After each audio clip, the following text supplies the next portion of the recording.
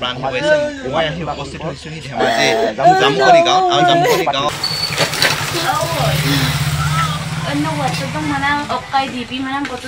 গোৱাত ইতিমধ্যে সংঘটিত যি অগ্নিকাণ্ড সেই অগ্নিকাণ্ডত ইতিমধ্যে 25 জনকৈ লোকৰ প্ৰাণহানি হৈছে আৰু তাৰে ভিতৰত অসমৰ 3 গৰাকী আছে আৰু এগৰাকী বিশেষকৈ ধেমাজি আছে আমি এই মুহূৰ্তত দেখুৱাব বিচাৰিছো ধেমাজি যি মাটিখোলা জামুকনি অঞ্চলৰ যি দিগন্ত পাটিৰৰ ঘৰত বাসগৃহত ইতিমধ্যে দিগন্ত পাটিৰৰ মৃত্যু হৈছে আৰু এই যে অগ্নিকাণ্ডত আৰু দিগন্ত পাটিৰৰ ঘৰত আছে ইতিমধ্যে দিগন্ত পাটিৰৰ মাতৃ ইয়া আমি দেখুৱাইছো পুনে পুনে আমি তেখেতৰ ঘৰত আহি উপস্থিত হৈছো আমি তেখেতলোকৰ পৰা কথা পাতিবলৈ চেষ্টা কৰিম তেখেতলোকৰ সৈতে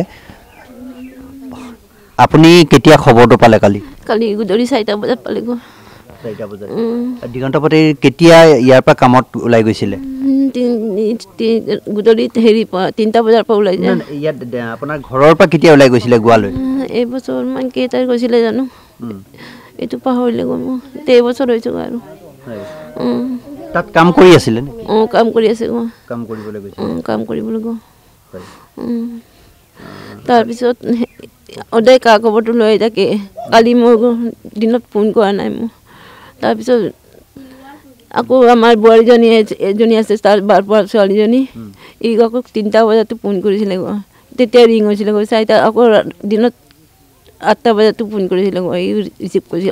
ৰিং কৰিছে ৰিচিভ কৰা নাই তাৰপিছত কালি গুদৰিতে মই গম পালোঁ মৰিলে বুলি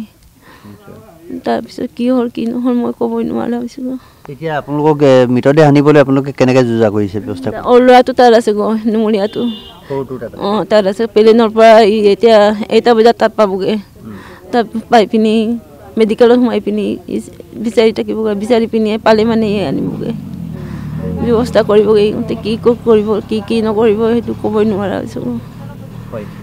এই আছিল দিগন্ত পাটিৰ মাতৃ আমি তেখেতৰ পৰা কথাখিনি গম পালোঁ আপোনাৰ পৰা জানিব বিচাৰিছোঁ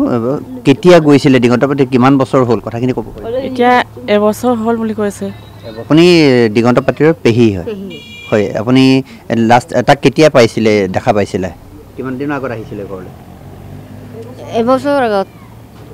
ঘৰলৈ আহিছিলে আৰু বহাগত আহিছিল ইয়াৰ পৰা কাম কৰিবলৈ ওলাই যোৱা কেইবছৰ হ'ল এই যোৱা বছৰে গ'লগৈ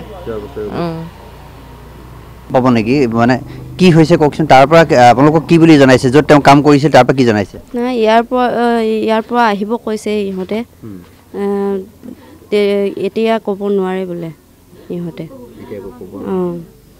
আহিব কৈছে তাৰ দাদাটো গৈছে মোৰ মানুহজন তাতে ৰাখে তাৰ কালি গ'ল আজি 11টা বজাত ফ্লাইট আছে তাত 1টা বজাত পাব তাত অনা ক্ষেত্ৰত ঘৰৰ মানুহটো আনিব পৰা অৱস্থা নাই কণ্ডিশ্যন নাই ঘৰৰ অৱস্থা একেবাৰে শোচনীয় মাক থাকে ঘৰত সৰু ল'ৰা এটা আছিলে তেখেতৰ ভাইটি দিগন্তৰ ভাইটি তেখেতো কামৰ সন্ধানত বাহিৰত আছে গতিকে আশা আৰু কি মুখ্যমন্ত্ৰীৰ ওপৰত অসমৰ মুখ্যমন্ত্ৰী মাননীয় হিমন্ত বিশ্ব শৰ্মা ছাৰে আগত আমি কোৱা শুনিছিলোঁ কৈছিলে যে অসমৰ মানুহ যদি বাহিৰত মৰে বাহিৰত কিবা এক্সিডেণ্ট হৈ তাত যদি মৃত্যুবৰণ কৰে তেন্তে পৰিয়ালক ডেড বডি আনি দিয়াৰ দায়িত্ব অসম চৰকাৰে লোৱা বুলি আমি গম পাইছোঁ গতিকে মুখ্যমন্ত্ৰী হিমন্ত বিশ্ব শৰ্মা ছাৰক এই দুৰ্ভগীয়া পৰিয়ালটোলৈ আমি অনুৰোধ কৰিছোঁ আপুনি যিকোনো প্ৰকাৰে মৰাশটো ঘূৰাই আনি দিয়ক সেইটো আমাৰ ক'বলগীয়া আৰু ঘৰৰ অৱস্থা অতি শোচনীয় আৰু যাৰ বাবে তেওঁ আচলতে কৰ্মৰ সন্ধানত তালৈ ওলাই গৈছিল আৰু যিখন ৰেষ্টুৰেণ্ট আছিল যিখন ৰেষ্টুৰেণ্ট তাত তেওঁ বনোৱা মেলাৰ কাম কৰিছিল অৰ্থাৎ চেফৰ কাম কৰিছিল আৰু এই কাম কৰি থকাৰ মাজতে যোৱাকালি এই ঘটনা সংঘটিত হৈছে অতি দুখ লগা আৰু হৃদয় বিদাৰক এই ঘটনা